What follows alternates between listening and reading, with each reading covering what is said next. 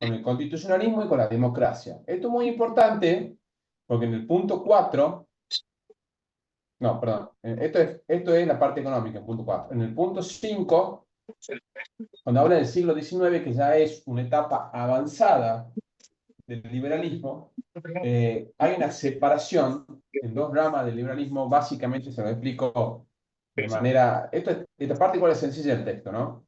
Pero hay un liberalismo más conservador y un liberalismo más, le llaman, creo que le llaman radical, que es el liberalismo democrático, que básicamente los que impulsan los liberales democráticos es que se democratice el liberalismo.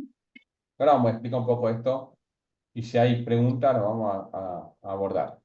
Y luego tenemos, para terminar este texto, el liberalismo del siglo XX, que es acá cuando aparece Keynes, ya con una idea de intervención estatal, porque hasta acá la idea del liberalismo era siempre la limitación del Estado y la no intromisión del Estado, sobre todo en la faceta económica, pero ya en el siglo XX, después de las crisis de 1929, como dice acá, ¿no?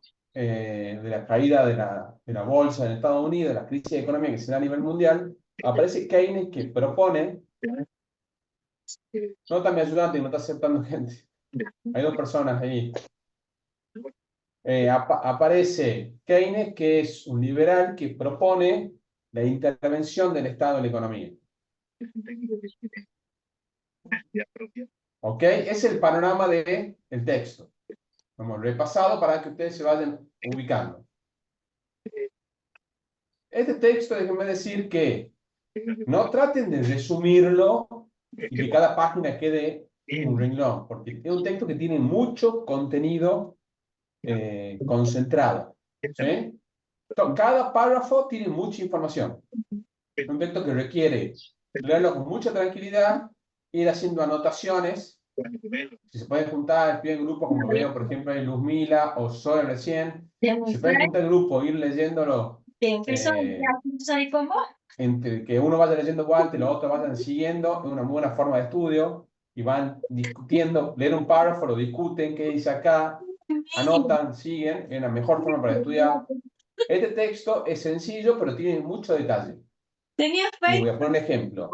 Lo tengo marcado por acá. Pero no estaba tan. Es que no salías a ningún lado. Yo he dicho cosas de la vida. Andabas ahí, no sé, Primero tirada. cuando habla, Los ingenio, estás tirada. al principio nomás, dice, el liberalismo es una asociación que refleja el hecho de Vos que no el salías a liberalismo ningún promueve lado, las peña. aspiraciones Andabas tirada políticas, por el verdad que. Digo que yo económicas, sacaste ya. morales y culturales de la burguesía, y se convertirá en la filosofía por excelencia del capitalismo. Acá le está dando un montón de información que ustedes, digamos, pueden ver de manera detenida, se van a dar cuenta de todas las facetas que tiene el liberalismo. Y lo mismo pasa un poco más adelante, que es lo que yo les quiero marcar ahora, cuando veamos, Yo no tengo algo en esas cosas. por ejemplo, esto es un tema de pregunta de examen, le puede pasar. Lo que decimos acá, en la doctrina liberal encontramos elementos, podemos decir, cuáles son las influencias que tiene el liberalismo o cuáles son las ideas que influyen en la construcción del liberalismo. Y acá tenemos renacentismo por el Renacimiento, empiristas, racionalistas cartesianos, historicistas e ilustrados. Lo esperan ¿Ok? de años. Y lo que decía acá, a partir de la división del siglo XIX también se ven reflejados, por un lado, el tradicionalismo y el conservadurismo, y por otro lado, el socialismo en el radical. Como ustedes ven acá, hay mucha información permanentemente. Creo que me parece importante como para introducir al estudio del liberalismo. Creo que yo les pido a ustedes que cuando vayan a estudiar, esta es la parte central para que ustedes luego entiendan el resto. Y vamos allí. Lo primero que dice el texto en la página esta que estamos viendo acá es, y se lo paso a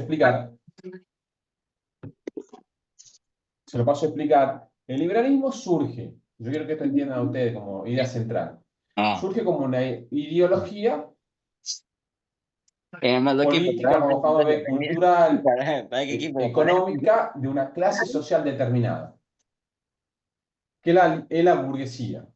¿Se acuerdan cuando vimos Marx en el parcial pasado, que veíamos cómo Marx aparece y habla del proletariado y habla de la burguesía? Y cómo habla de la extinción del Estado, etcétera? Bueno, eso, cuando uno se sitúa en la historia, eso es más adelante, porque Marx aparece en 1800. De hecho, cuando vean socialismo, la clase en la que viene, van a ver cómo él escribe el Manifiesto Comunista a mediados de 1800, que es como uno de los grandes textos del socialismo, político del socialismo.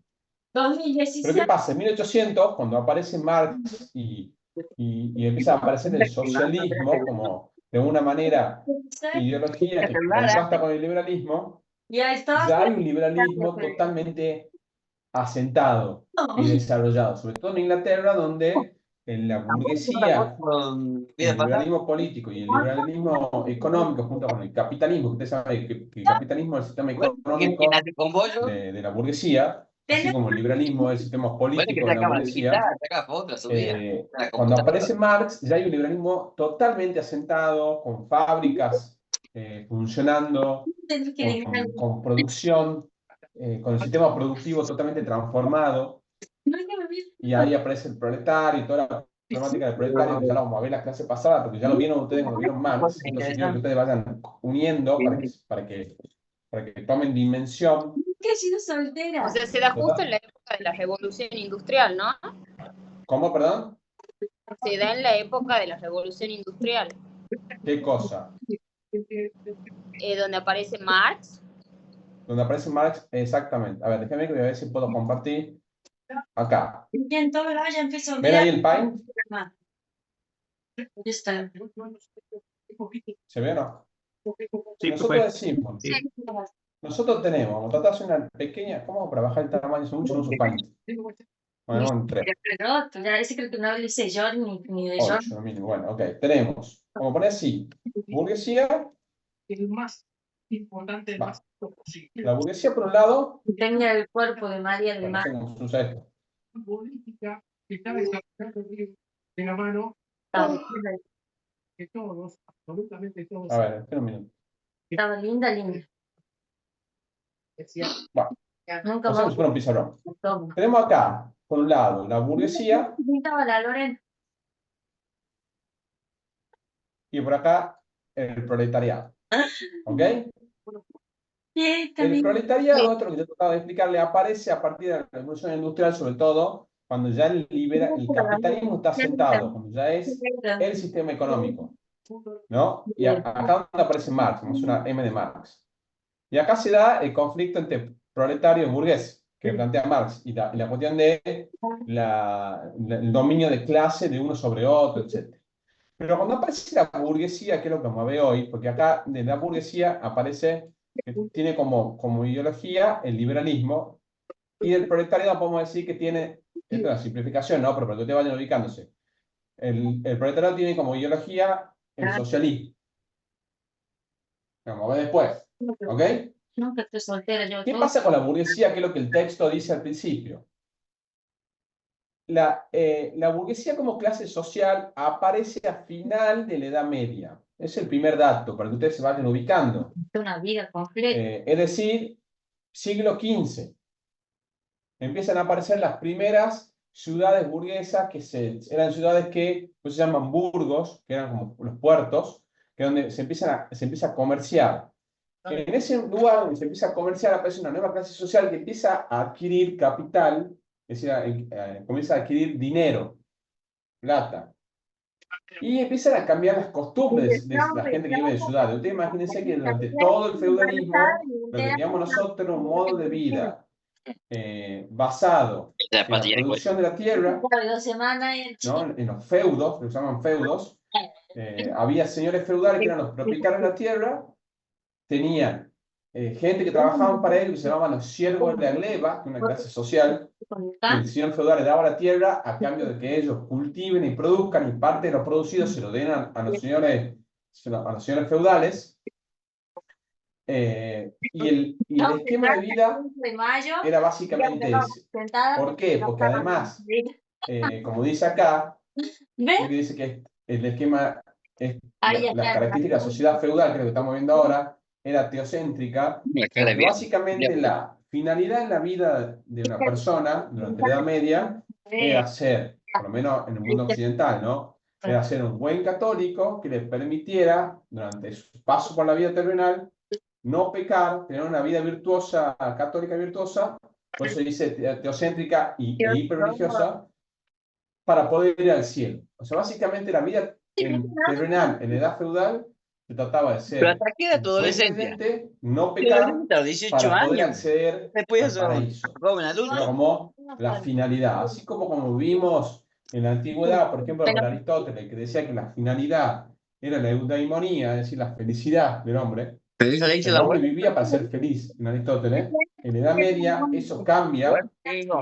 y se pasa a vivir para ser un buen, digamos,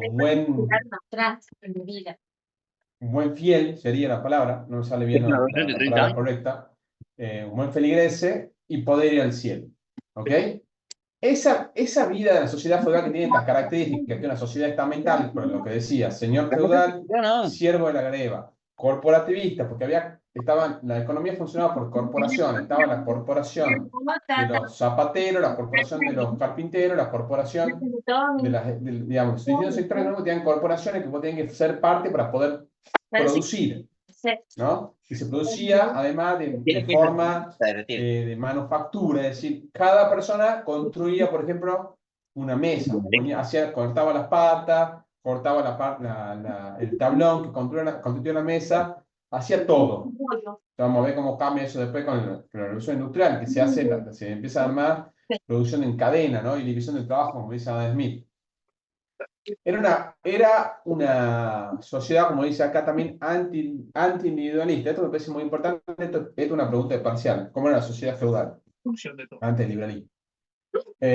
Anti-individualista porque no había nada que se pensara desde el individuo, de los intereses del individuo, sino que todos los individuos eran parte de algo mayor y solamente importaba en la medida que eran parte más, un engranaje más en el sistema. ¿Ok? Era teocéntrica, como acabamos de decir recién, porque lo teológico estaba en el medio, la vida giraba alrededor de lo teológico, hiperreligiosa, estática y pesimista. Con todas las características que estoy diciendo yo. Acá en este contexto de la sociedad feudal aparece la burguesía, como una clase social que empieza a aparecer y a desarrollarse en el comercio. ¿Qué sucede ahí? Y acá nos planteamos un siglo. Por un lado, en la sociedad feudal se empiezan a constituir y a consolidar las monarquías y cada vez se van haciendo más fuertes hasta llegar a la configuración de monarquías absolutas, que eran aquellas monarquías donde el rey tenía todo el poder, tenía mucha concentración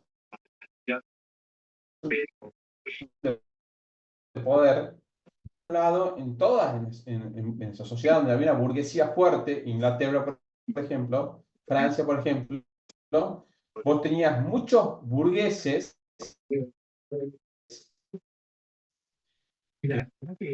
pero tenían mucha plata. Es más, quizás tenían más plata incluso que los monarcas.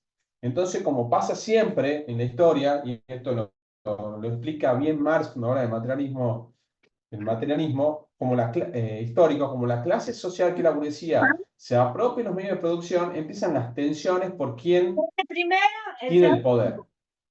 ¿Ok? Esto es lo importante de entender de esta parte. ¿Qué es lo que sucede? Entonces el liberalismo empieza a pedirle tener participación política a las monarquías y la nobleza. Y ahí vienen las famosas revoluciones liberales. Como por ejemplo la Revolución Inglesa.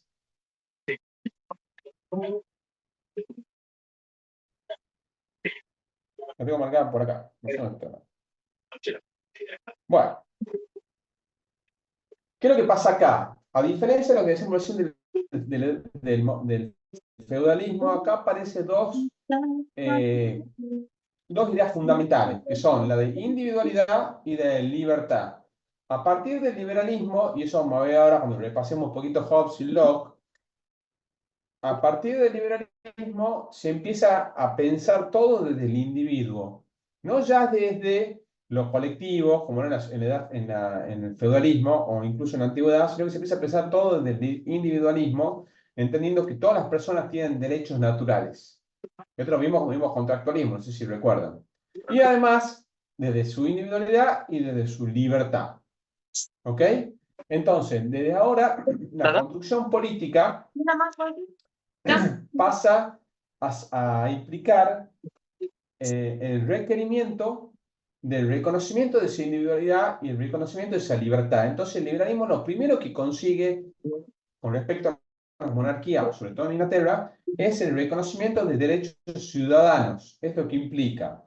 Son las famosas libertades. La libertad de comercio, la libertad de expresión, la libertad religiosa, que en ese momento era muy importante, que cada individuo pueda tener la religión que quiera, porque eso era intolerable en la Edad Media. Uno estaba obligado a seguir la religión de donde vivía, obviamente. Aparecen este tipo de libertades, que son las libertades de los ciudadanos, que se garantizan a partir de las primeras constituciones, si se quieren, que son leyes fundamentales que tienen los ciudadanos para con respecto al Estado. Lo que sucede con el liberalismo es que hay una idea en general que el Estado es un mal necesario, ¿no? Un poco parecido a lo que piensa Milei en algún sentido, más allá que Milei no es solamente liberal, sino que libertario. Pero hay como si ustedes se fijan en Milei, todo el tiempo lo piensa desde el ciudadano y que el Estado es alguien que le quiere cobrar impuestos, alguien que le quiere limitar, ¿no? Y su posición política siempre es la de liberalizar todo, desregular. Es el planteo un poco del liberalismo en líneas generales. Y de ahí tenemos esto que le digo yo. Hay como dos ideas centrales. Esto que está acá, My Home, My Castle, es la idea de los ciudadanos ingleses que dicen, el Estado, nosotros reconocemos al Estado, reconocemos que es importante la existencia del Estado, pero ojo que el Estado no puede meterse con mis decisiones privadas, en mi vida, mi religión, etc. Y además el Estado no puede poner en peligro mi libertad. Y ahí aparece la primera, el Habeas Corpus Act, que es la primera, digamos, instrumento jurídico para evitar, hoy existe todavía el Habeas Corpus conocido así, el primer instrumento para evitar que uno sea detenido de manera arbitraria. La libertad, como ustedes se darán cuenta, con respecto al Estado es fundamental. Y tenemos dos grandes pensadores del liberalismo. Por un lado tenemos a Hobbes, que ustedes ya vieron cuando vimos el parcial pasado, y acá muy importante que lo tengan en claro porque vuelve con mucha importancia. Tenemos Hobbes y tenemos Locke. Si bien ambos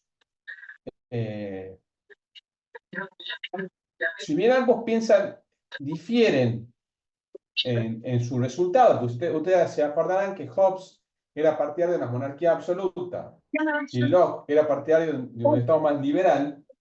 Los dos parten del mismo punto de vista: la individualidad, la libertad de su individuo, el reconocimiento de los derechos naturales de su individuo, el reconocimiento de la posibilidad de definir ellos mismos su destino, y a partir de todas esas condiciones, y la igualdad natural, y a partir de todas esas condiciones, fíjense que estoy diciendo igualdad, a partir de todas esas condiciones, ellos son libres de hacer o no el contrato social. Te saqué una foto.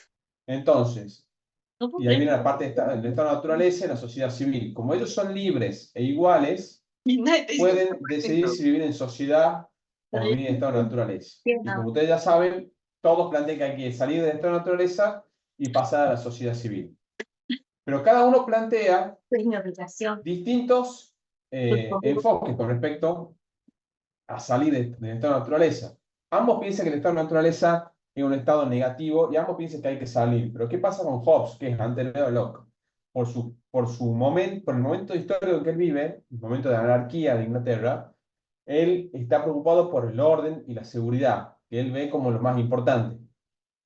Entonces él entiende que cuando uno pasa a la sociedad civil y entrega los derechos naturales, tienen que entregar todos los derechos naturales, salvo la vida, que es lo que tiene que garantizar el Estado.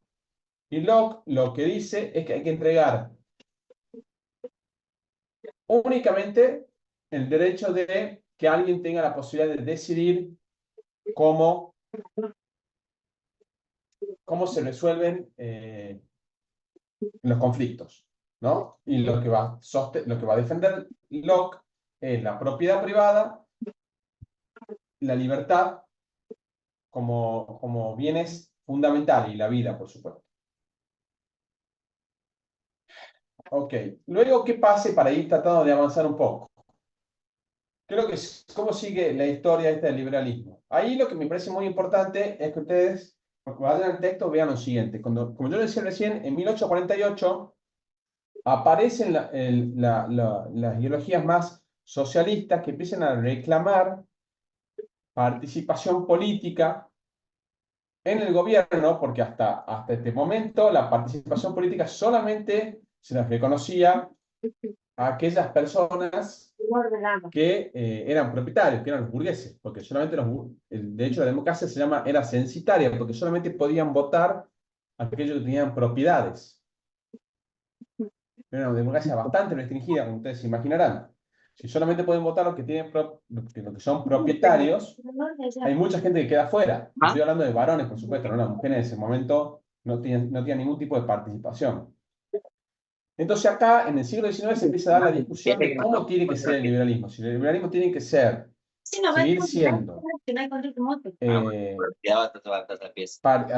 que seguir participando únicamente los que tienen propiedades o tienen que participar en el gobierno todos.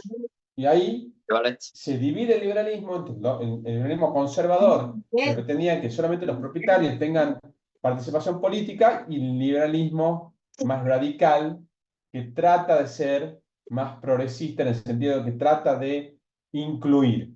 Entonces se va democratizando, obviamente, como ustedes se habrán dado cuenta, el que gana a lo largo de la historia es el liberalismo de centro-izquierda, podemos llamarle el no conservador, porque lo que sucede es que el liberalismo cada vez se va ampliando más y cada vez van participando más actores sociales hasta llegar al siglo XX, en el que ya cualquiera, y ahí aparece la democracia como sistema, junto con el liberalismo, y la democracia liberal, que es la democracia representativa.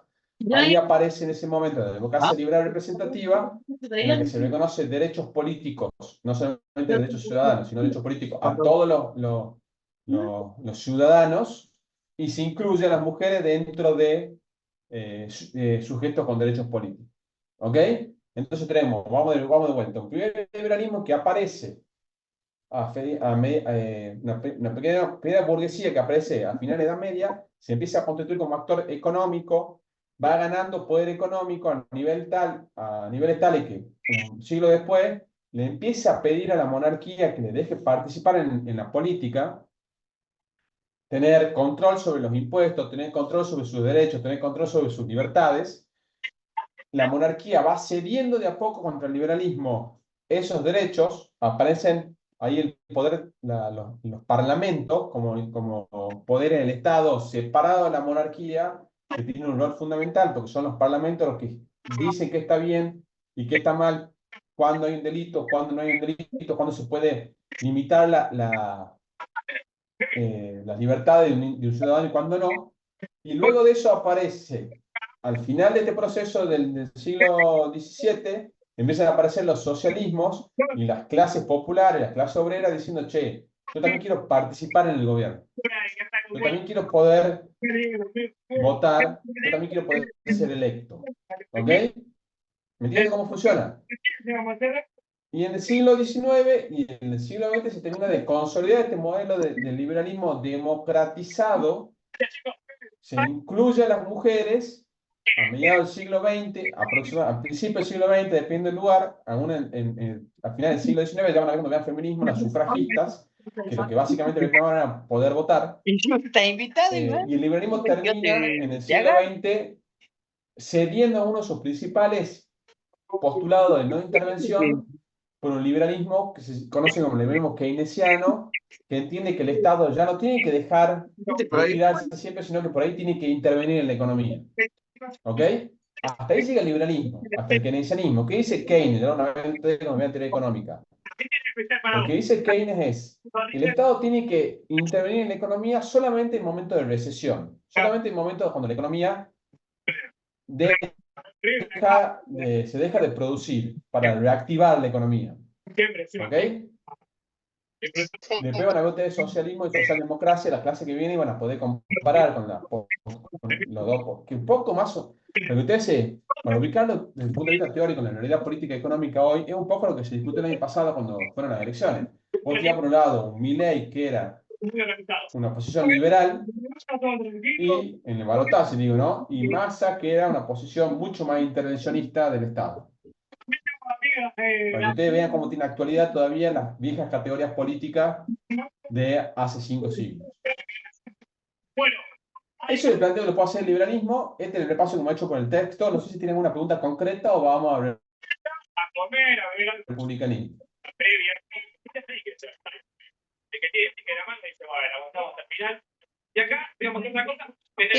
¿Vamos al republicanismo?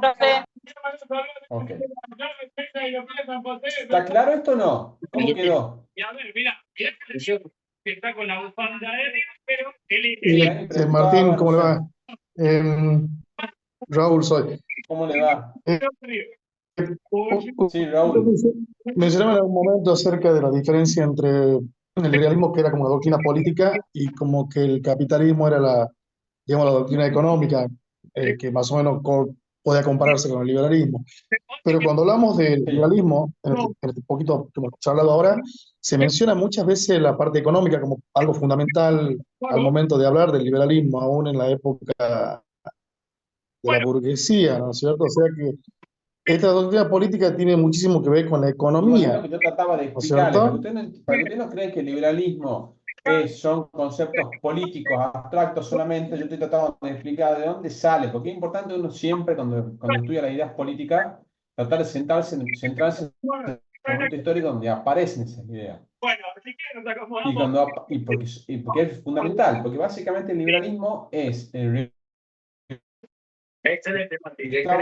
digamos, la ideología que se forma como fundamentación y como modo de ver el mundo de una clase social determinada que es la burguesía, que es la que toma el poder a partir del siglo XIV, siglo XV. ¿Sí? Se constituye con tanta fuerza, digamos, genera tanto poder económico por su posición, por su manejo de sus propiedades, los medios de producción, como va a decir Marx después, por el comercio, por las fábricas, etcétera, que cambia el sistema político. Por eso es importante entender, por eso es muy importante Marx, más allá que después el planteo de Marx, uno pueda creer que tiene razón o no, está equivocado. Perdón, no quiero verlos. Más allá de lo que uno pueda después valorar de Marx con respecto a su posición política, socialista, el planteo metodológico que hace, que se llama materialismo histórico, es muy acertado porque te permite ver en lo que él llama la estructura, que son las relaciones de producción y los medios de producción, cómo van mutando las clases sociales que tienen los medios de producción. Y poco a partir de ahí los sistemas políticos se van configurando. Entonces, si bien nosotros no hemos entrado nada, Raúl, en analizar cómo funciona el capitalismo, el libre mercado, la mano invisible, porque eso lo dejamos para que lo vean en teoría económica, sí mencionamos que a partir de esa realidad económica, los burgueses como clase social del liberalismo piden cambios en los diseños institucionales y en la relación de poder. Y terminan quedándose con el poder, ¿no? Porque ustedes saben que incluso donde todavía hay monarquías, las monarquías pasan a ser casi figuras protocolares, ya no gobiernan. Porque ustedes, por ejemplo, en Inglaterra tienen un primer ministro y tienen el parlamento. Y tienen, obviamente, el poder judicial. Es un planteo que hace Kant, un planteo que hace Locke, la separación de poderes. Y Montesquieu y los republicanos, como ve ahora. Pero sí, como decís vos, Raúl, está muy vinculado con lo económico, más allá que no estamos desarrollando lo económico, sino que estamos planteando los planteos políticos del liberalismo, pero me parece importante que ustedes los conecten con la historia. O sea, que están estudiando ustedes, que han estudiado historia en el semestre pasado, están estudiando teoría económica ahora, van a ver Adam Smith, que es liberalismo, van a ver Marx, que es socialismo, van a ver los fisiócratas, que también es liberalismo, creo, vayan uniendo eso, porque eso que aprenden en teoría económica tiene mucha relevancia cuando lo aprenden acá en teoría del Estado. ¿Ok? Porque en realidad, como ustedes saben, lo político y lo económico tienen gran relación. del equipo titular. Evidentemente, este ¿Alguna partido otra pregunta con respecto marcó al varias liberalismo? cosas pensando en el encuentro de la noche. ¿Quedó claro? Y te confirma eso de que la de Víctor que no fue. Y contento del equipo técnico. Más o menos. Justo en el sector de ¿Cómo? y en el sector Que quedó claro, digamos, con respecto a cómo surge la vía del libre. y Pablo Pierre. Ahora bien, esto yo le acabo de hacer un paneo general para que ustedes vayan al texto, con la información que le acabo de dar y sean capaces de poder detectar en cada capítulo, 6 capítulos y un capítulo del texto, qué es lo que tienen que enfocarse. ¿Ok? Cuando hablamos de las concepciones del liberalismo, que es el capítulo 1, vamos a repasar un poquito, hay que ver cuáles son el liberalismo, en qué consiste, como doctrina filosófica, hay que ver cuáles son cuáles son las influencias del liberalismo que hemos dicho que es el renacentismo, la ilustración, etcétera. Hay que ver cómo se configuraba la sociedad feudal en su momento, las características, cómo se modifica esa sociedad feudal a partir de lo que decía yo, del desarrollo económico de la burguesía, y cuáles son los planteos políticos que hace la burguesía para con respecto al modelo anterior que era el feudalismo. Y cómo se va transformando eso, y cómo aparecen grandes pensadores como Hobbes, Locke y Kant, que piensan el liberalismo, o que piensan postulados liberales, y se va configurando lo que nosotros conocemos como liberalismo. ¿Sí? Ok. Le voy a leer la definición de Bobbio, está en la página 94, que me parece como importante para tratar de cerrar esta idea del liberalismo que acabamos de ver ahora. Lo que dice Bobbio es: el Estado liberal es aquel que ha consentido la pérdida del monopolio del poder ideológico a través de derechos, de las concesiones de los derechos civiles. ¿Esto qué implica? La monarquía tenía el poder de alguna manera definir lo que todos pensaban, definir la religión que iban a tener todos, el monarca absoluto, ¿no? De hecho, lo que pasó en Inglaterra, el monarca se peleó con la Iglesia Católica y se hizo protestante, y bueno, había que ser protestante, ¿no? Era casi una obligación. Tenía la posibilidad de definir todo el sistema de pensamiento de las personas que vivían en ese territorio. Por eso dice Bobbio: el Estado liberal es aquel que ha consentido la pérdida del monopolio del poder ideológico. En primera medida, vayan notando eso. Y la pérdida del monopolio del poder económico, porque el rey también, durante las monarquías absolutas, era el que definía cómo funcionaba la economía. Quién podía producir, quién no podía producir, las propiedades, se las podía quitar cuando quería. Esto que le decía yo, por ejemplo, los señores feudales eran los propietarios de la tierra y le daban a los siervos de la leva para que produzcan, y le quitaba parte de lo producido, como una suerte de impuestos, ¿no? Eso también pierde con el liberalismo, porque el liberalismo lo primero que plantea es la propiedad privada e intocable. Entonces, cada burgués se asegura con eso que nadie le quite los medios de producción ni las ganancias que obtenía. ¿Sí? Entonces, el Estado pierde el poder ideológico y luego pierde el poder económico. Deja de poder definir la economía. De hecho, el gran postulado del liberalismo es dejar hacer, dejar pasar. Liberalismo económico. Porque todo se regula por la mano invisible, como ya van a ver cuando vean a Adam Smith. ¿Ok? Entonces tenemos, como dice Bobbio, el Estado liberal es aquel que ha consentido la pérdida del monopolio del poder ideológico a través de la concesión de derechos civiles, esto que decimos recién, por ejemplo, la libertad de conciencia, la libertad de cada uno de elegir su religión, eso es propio del liberalismo. Ya te doy la palabra, Máximo. La pérdida del monopolio del poder económico a través de la concesión de libertades económicas, y ha acabado por conservar únicamente el monopolio de la fuerza legítima, que como hoy se lo define al Estado, por lo menos como Max Weber lo define al Estado, o el monopolio de la fuerza legítima, pero, como dice acá Bobbio, cuyo ejercicio, no obstante, queda limitado por el reconocimiento de los derechos de hombres y de los distintos vínculos que dan origen a la figura histórica del Estado de Derecho. Es decir, el monopolio que el Estado conserva de la fuerza legítima no es dado sin límites.